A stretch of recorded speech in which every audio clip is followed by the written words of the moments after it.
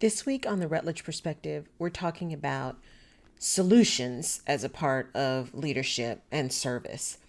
And I talked about this on the radio show this week as well, but it's something that really struck me because I had to begin to manage my own expectations, which is something I'm going to talk about probably next week around this because I got so irritated and so angry about this situation. And that's where this came up that said, when we are thinking about leadership and how we lead and how we serve others, it is about solutions, not just about saying we're in service to people. It's really about solutions. So I've been having some real challenges with technology, with service, roof stuff, fence stuff, you name it. It is going on in my life right now. And in some cases, I have had exceptional response. And in some cases, it has been the worst of the worst of the worst, to put it kindly, because I'm trying to be kind. On this episode, I'm trying not to say the ugly words that are running through my head. But it's so crazy that we don't really connect solutioning with showing up as a leader, right? We think our teams are supposed to come up with it. We give the direction and then people just go do the work. But it's so much deeper than that. One of the things I always tell HR people is it's not always about saying no, right? It's a no, but, or as my friend Lanier says, not this, but that, right? We may not be able to do it the way you want to do it, but if you tell me where we're going to go, we can probably find a way to get there. And that's what solutioning is about. It's not about saying yes to everything. It's not about giving people the answer they want, which in some cases is doing something that may not even be compliant, but it's about finding a solution that gets them to the outcome that they're looking for, even if the pathway to get there is different than they expected or that they wanted. An example is one of the managers at an Apple store here in Houston, Texas. And so I was having an issue with Apple. I'd done all my legwork first because I've learned do all the work first. Make the calls, ask the questions, make sure what you're about to do is something that can be done through the process. So calling Chase, calling Apple, calling everybody, getting everything aligned, and only getting to the store and spending 2.5 hours to find out that, oh no, we can't do that. I was really beside myself. And having a conversation with the first manager that came up, because I was trying to essentially use some points that I'd accumulated on purpose to buy a new laptop. And the person who was helping me didn't know how to do it. She was fairly new. No worries, no worries. She was going to call somebody else, called over a manager. The first thing the manager says was, we can't do that. Those are the first words out of his mouth. And I said, wait, I've already done my legwork. I've talked to everybody. You can do this. They told me that you can do this. I even had a name, right? Gave him the name.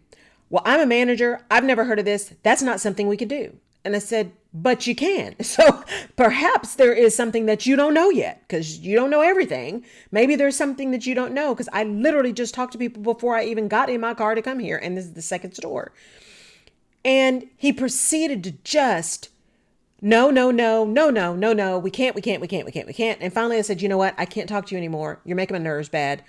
I need to talk to somebody else. Somebody above you. Well, there's nobody above me. There's got to be somebody above you because I don't think you own Apple. So there's somebody above you.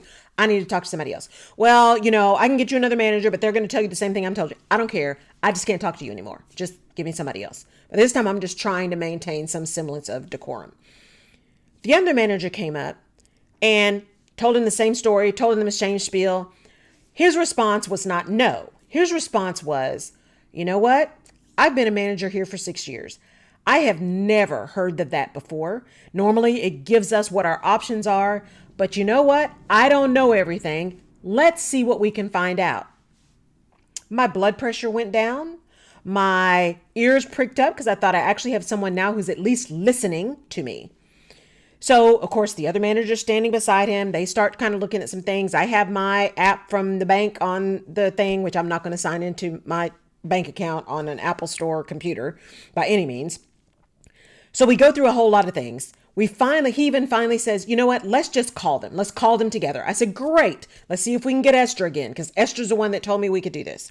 We, of course, don't get Esther. We get Anna, who says, no, we can't do that. And I said, well, talk to Esther, because Esther told me we could do that. And she said, well, let me get a supervisor. Supervisor says, no. Long story short, All of the people who confirmed, 4 people who confirmed for me this could be done, and I confirmed multiple times on purpose because, again, I've learned to do my legwork before I show up anywhere. Now all of a sudden you can't do it. So 4 people were misinformed, which means they misinformed me. And now I'm sitting in an Apple store. I've got to get a machine. I mean, I'm just beside myself, trying not to slip my wrist. And finally, this manager says, you know what? And I tell him the whole story. I tell him my entire history with Apple. It's been a nightmare since my very first iPhone. Literally, it's been a nightmare since my first iPhone. Every service issue is an issue. Every time I go into a store, it's an issue. I've had more machines where people just say, well, we don't know what to tell you. I mean, it's been a nightmare. And now I'm kind of locked in because that iDrop thing makes it easy to move things. So you just kind of, the pain of staying with them, as painful as it is, seems less than the pain of trying to get everything back on PC and not being able to transfer things. It's just nightmare. So this guy finally says, you know what? Okay, but there's got to be a way that we can do this. I don't want you to leave here, feeling the way you felt about Apple. There's got to be something we can do. And proceeded with me to go through down all the options. We checked coupons. We checked gift cards. We checked everything we could possibly check. And so I still ended up not getting the machine, ended up calling Chase back, right? But with this guy, I'm like, okay, you know what? Don't hold the machine. I'll call back Chase, see what's going on. He said, nope, I hold it. Nope, don't worry about it. I go call Chase actually before I leave this place where I am and get another Chase representative, confirm with her that I can do it a little different. I can buy it and then pay myself back kind of thing. And I go back in because I haven't left yet, go back in and tell him, here's what I'm going to do, but I'm not getting it tonight because I want to go confirm it with at least 3 or 4 more people before I do anything. He says, I understand. I'm going to hold the machine. No, don't worry about inventory. I'm going to hold the machine. I'll be here tomorrow. Fine. So I'm now 2.5 hours in to this situation. I've gone to 2 stores. I still don't have a machine. I've done all of my legwork before. I am just beside myself. But I run into a leader who says, you know what? No, we can't do that, but let me figure out what we're trying to do and see if we can find a solution. That's leadership. That's leadership. And we often forget that it's not always that people want to hear what they want to hear. It's that they want to know that you have heard them. They want to know that you as a leader, again, leadership is about behavior, not position. They want to know that you as a leader hear them, that you understand what they're trying to do, and that you are going to do your best to get to a solution. He turned that entire experience around. I still didn't get what I want. And the reason I keep saying that is because that's about to come into play here in this story. I still didn't get what I want, which was to leave with my machine in my hand, having used the points to get it. That's what I wanted. I didn't get that. But I didn't leave irritated and disgruntled and continue to hate Apple. Well, maybe a little bit, but continue to be so irritated with them. He had turned that entire situation around, right? And when I went back to him, the next day to get the machine, I told him that. I said, you know what? I just want to take a sidebar here and tell you, as a former senior HR executive, having hired tons of people from the boardroom to the plant floor, you exhibit what leadership is about because it's about solutions. I needed someone to hear what the issue was, understood that I had done all of the legwork and I was moving based on information I had been given, and to not just blow that off and just say no and walk away. I said, so you should be training every manager at every store because you get that. And his response was, well, one, thank you. He said, yeah. He said, and I could see that. He said, and I did have a conversation with the other manager that talked with you to just say she wasn't looking for you to just do it. She was looking for you to find a solution. And that is so true. I just needed a solution. 2.5 hours driving all over town. And I'm in Houston, Texas. I'm driving all over town, right? This gets to the point of where it doesn't show up. I do my legwork again with Chase. Go get the machine, get all the confirmation, multiple people confirming, yes, this is a thing, you can do this. Get the machine on a Wednesday. Don't even touch it on Thursday. Don't even take the plastic off. Still in the little Apple bag sitting on my desk, right? Thursday is the holiday. Still waiting for the charge to show up, right? Because I want to make sure that this is all going to happen. Friday, still didn't see the charge, but the holiday was the Thursday, right? Veterans Day. So I'm like, okay, well, it's Friday. I'm going to take a chance. I've got to get some things recorded. So let me just go ahead and at least start setting it up initially. I did that. Then I call. It finally shows up on Saturday. Can't pay myself back. It's not an option. I call. I did not get the 18 by any stretch of the imagination. Any stretch of the imagination. What I got was a supervisor who said, you're just mad because I'm not giving you the answer you want. Is there anything else I can help you with? I'm not going to do anything else for this. You're going to have to wait 7 to 10 days for snail mail. That's all we can do. I can do nothing else. Is there anything else I can help you with? You're just mad because I can't give you the answer that you want.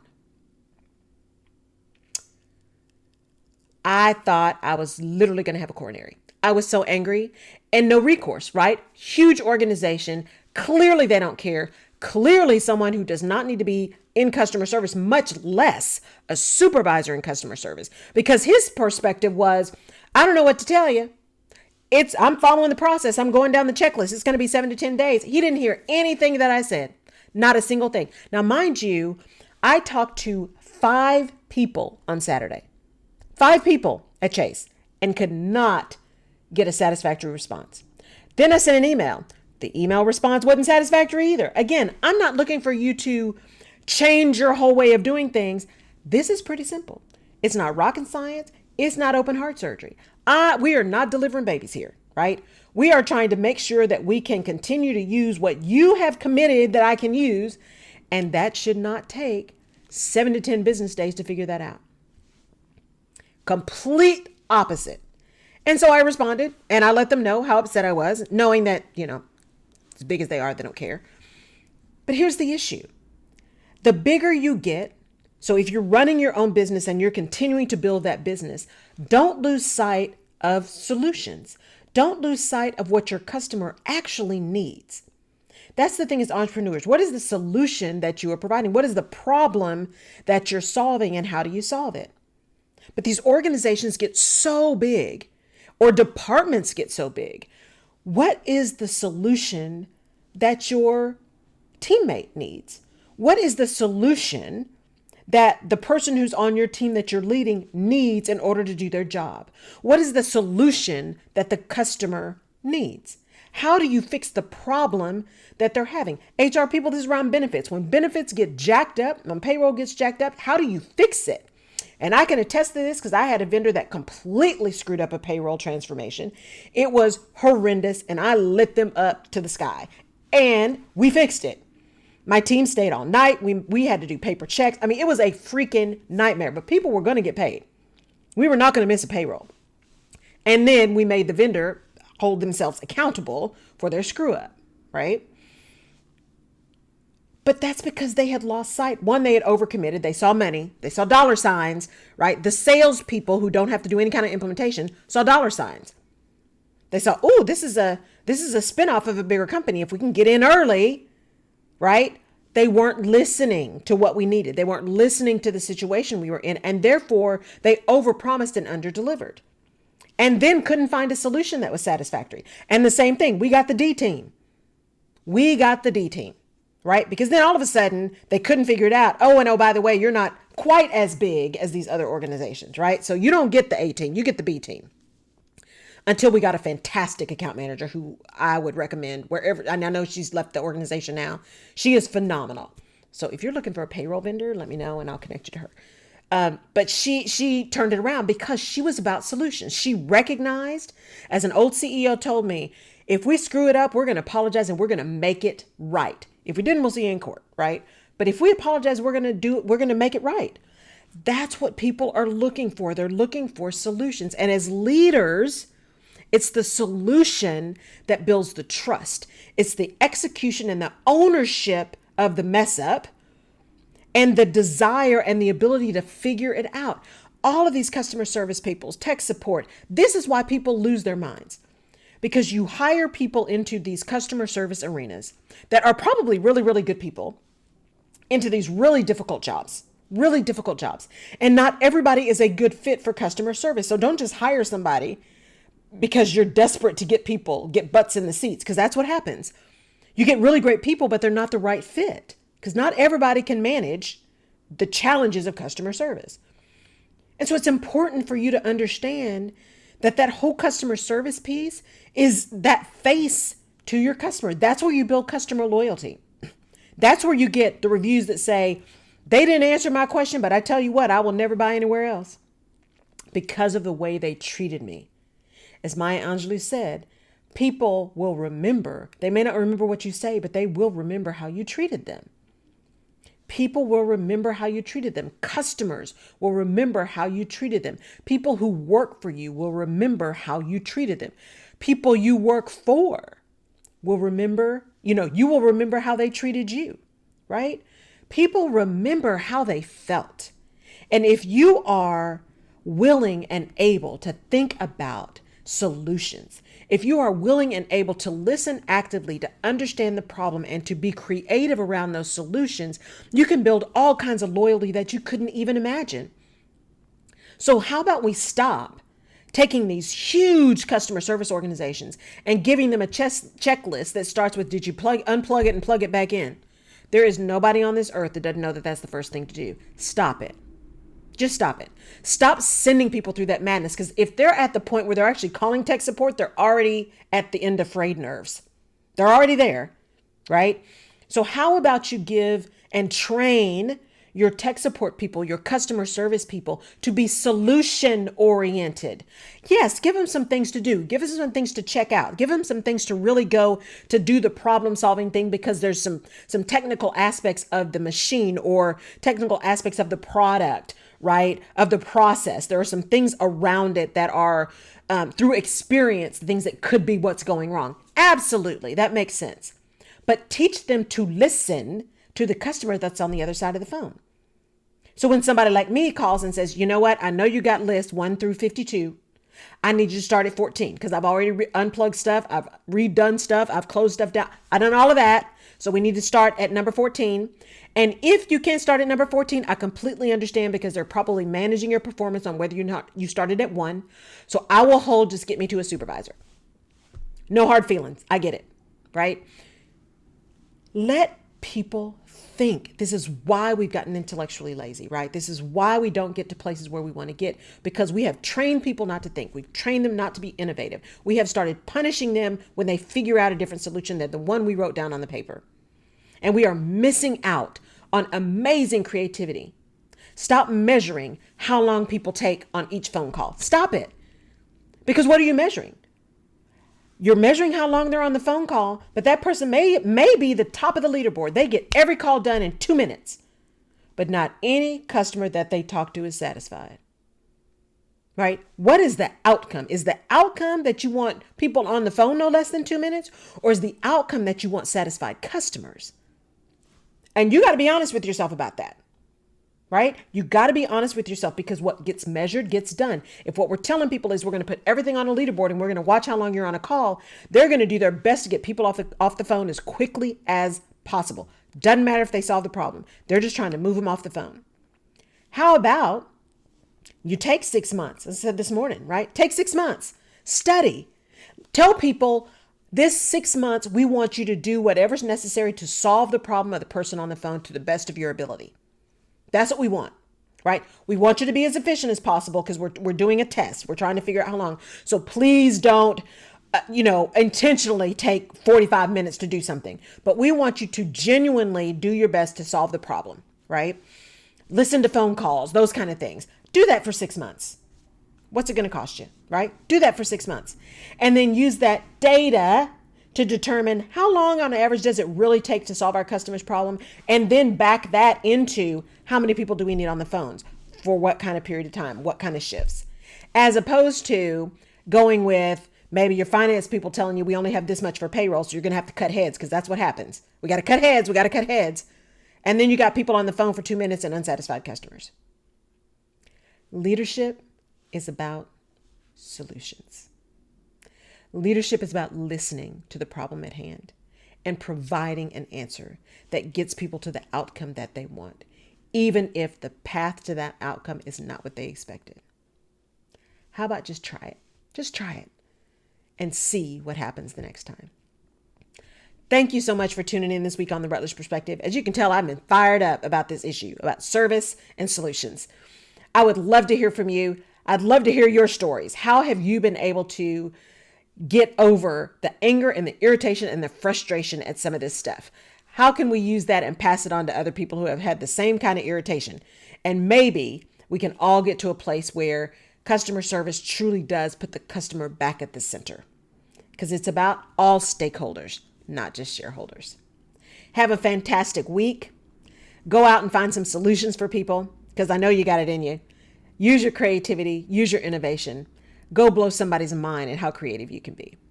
Thank you for tuning in to the Rutledge Perspective, and we'll catch you next time. Bye-bye.